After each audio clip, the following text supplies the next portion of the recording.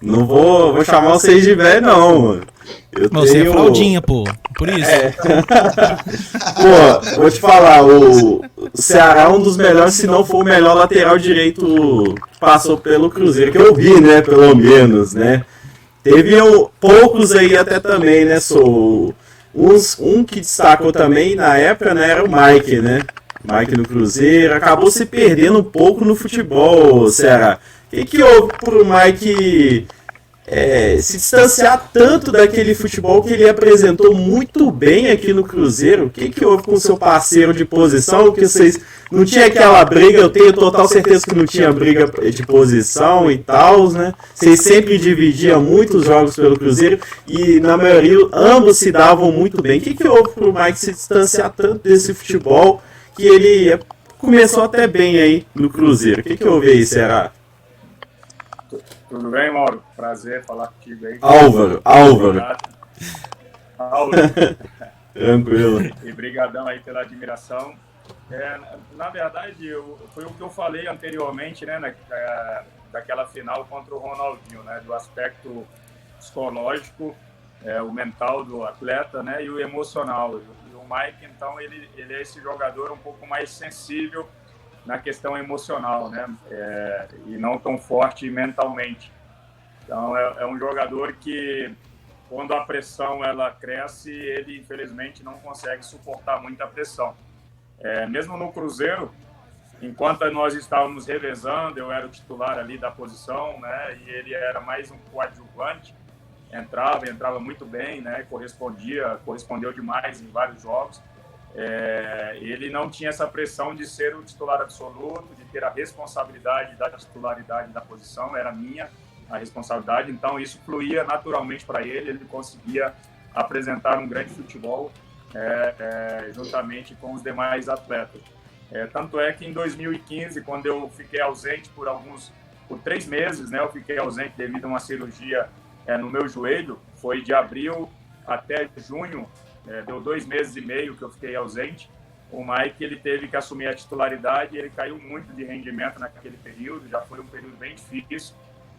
Ele não conseguiu ter uma sequência, porque quando você é titular absoluto, você tem que manter uma regularidade, não é jogar um jogo bom, você tem que jogar todos os jogos bem, entendeu? Então, para que isso aconteça, você tem que se cuidar mais, o extra-campo é de suma importância para você recuperar de um jogo para outro, né, para que você esteja bem no próximo jogo, senão, de fato, você vai oscilar demais. E foi isso que aconteceu com ele. E outro dia eu estava conversando com um amigo meu sobre ele mesmo, sobre o Mike, e eu dizia que ele nunca vai ser, infelizmente, né, um protagonista, vai ser um coadjuvante, como tem sido no Palmeiras, lá do Marco Rocha, né, foi do Palmeiras na época do Jean, quando ele chegou lá, o Jean era improvisado na lateral. Enfim, infelizmente não vai conseguir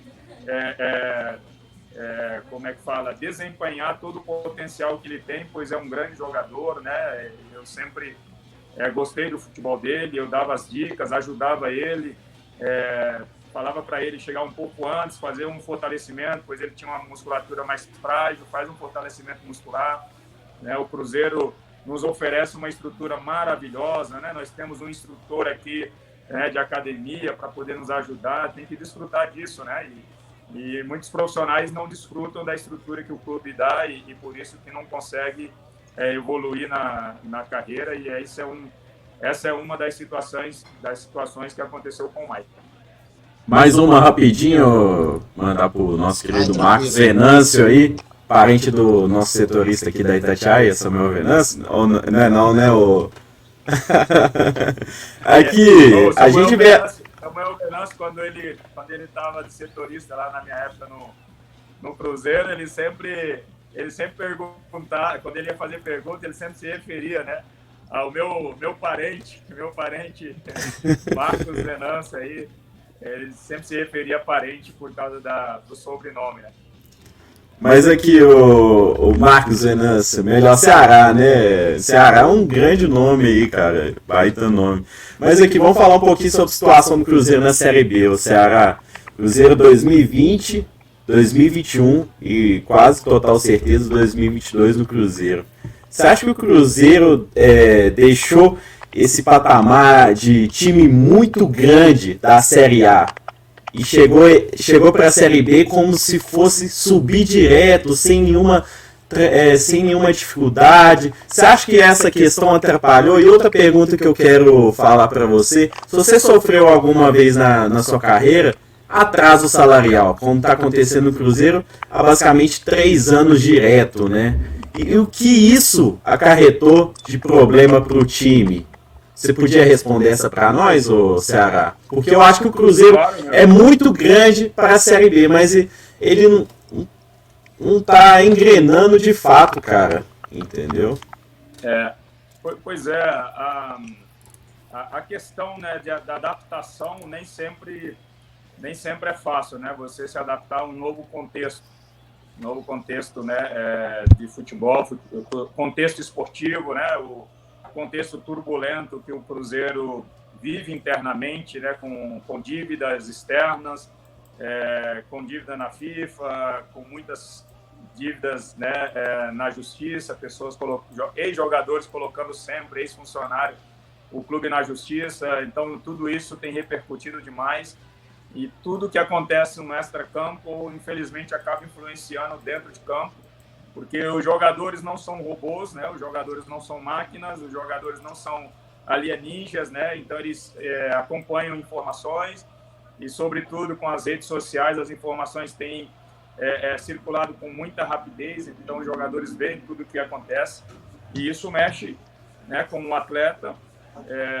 Então, infelizmente, tudo isso fez com que o Cruzeiro ficasse mais um ano, infelizmente, aí na Série B, né, sofrendo más administrações, né? Não vou falar só da atual, né, mas das administrações anteriores que levou o clube a essa situação.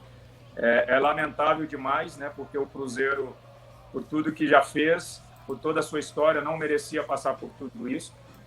Mas é aquela questão, infelizmente, da soberba de muitos dirigentes, né, que chegam no topo, tem um grande clube, acham que as coisas vão acontecer naturalmente e acabam levando o clube a essa situação. Tá? Então, devido à grandeza do Cruzeiro, ele não conseguiu, e dos seus dirigentes, né, não conseguiu se adaptar a uma Série B com mais determinação, com mais raça, uma Série B jogada diferente. E eu acho que também a situação da torcida não poder ir ao estádio, apoiar a equipe, isso também favoreceu muito para que o Cruzeiro não voltasse à elite no primeiro ano, né, já depois do descenso. Porque se a torcida estivesse no estádio, acompanhasse o Cruzeiro ano passado, eu creio que o Cruzeiro já estaria de volta à Série A, porque é um clube é um time que está habituado, né, a ser empurrado pela torcida, a ser incentivado pela torcida, e isso ajuda demais. Então, quando você tem um estádio vazio, você vai lá para um jogo, a atmosfera é diferente, a entrega do jogador é diferente, e o Cruzeiro, como time grande, sempre foi acostumado a esse apoio, né? Então, esse é um ponto que eu acho que dificultou muito a volta do Cruzeiro à Série A. Tá? E a outra pergunta, eu não lembro agora o que você perguntou, irmão. O Ceará, durante a sua carreira toda, não só pelo Cruzeiro, mas todos esses times que você participou, se faltou salário para você, porque a gente vê aí vários times assim, até ano passado a Chapecoense com vários meses de salário atrasado, isso não interrompeu deles subir e o melhor, ainda ser campeão da Série B. O que acontece com o Cruzeiro? E se aconteceu já alguma vez com você, e se teve problemas relacionados a algo? Isso na verdade, cara, é muito cultural, né? É muito a cultura de cada clube, é o contexto de cada clube. Quando você vem para o Cruzeiro, por exemplo, na época que eu vim para o Cruzeiro, o Tinga me falou, Ceará, vem de olho fechado, é um clube que paga em dia, é um clube que paga muitas vezes até antecipado, é um clube que tem uma estrutura fenomenal, né? Poucos clubes no Brasil têm a estrutura do Cruzeiro, então pode vir quando eu estava no Paris Saint-Germain. Então, quanto a essa questão estrutural e econômica, pode ficar tranquilo que você não vai ter problema com o Cruzeiro. Então, o Cruzeiro sempre foi visto desta maneira. Tá? Então, é diferente de um clube menor, de um Vasco da Gama, é diferente, né, de um CRB, é diferente, né, desses clubes lá do Nordeste que, infelizmente, não tem esse equilíbrio financeiro, e de outros clubes do interior de São Paulo, aqui até mesmo aqui de Minas, enfim.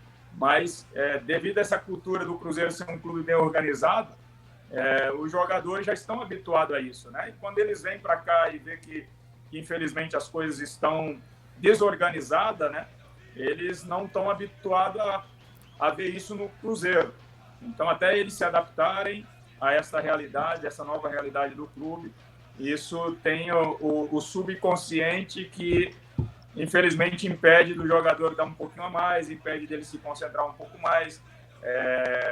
E quando você vai jogar num clube que já tem essa cultura de salário atrasado, de um clube que não é tão organizado, você já vai sabendo, não, ali você tem que ir na raça mesmo, tem que ir na superação, tem que ir, né, guerreirão, tem que ser guerreiro, né, e tem que jogar, de fato, se superando dia a dia.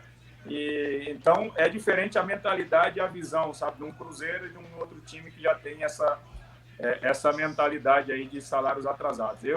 Eu tive em 2 ou 3 ocasiões, né, clubes que não pagavam, mas eram clubes pequenos também, e eu estava no início da minha carreira, não tinha família, esposa, filhos ainda, né, para cuidar, então eu me virava sozinho, então isso não me afetava tanto, né? Quando você já tem uma família por trás, tem que dar o suporte, isso já tem um peso maior, o salário atrasado.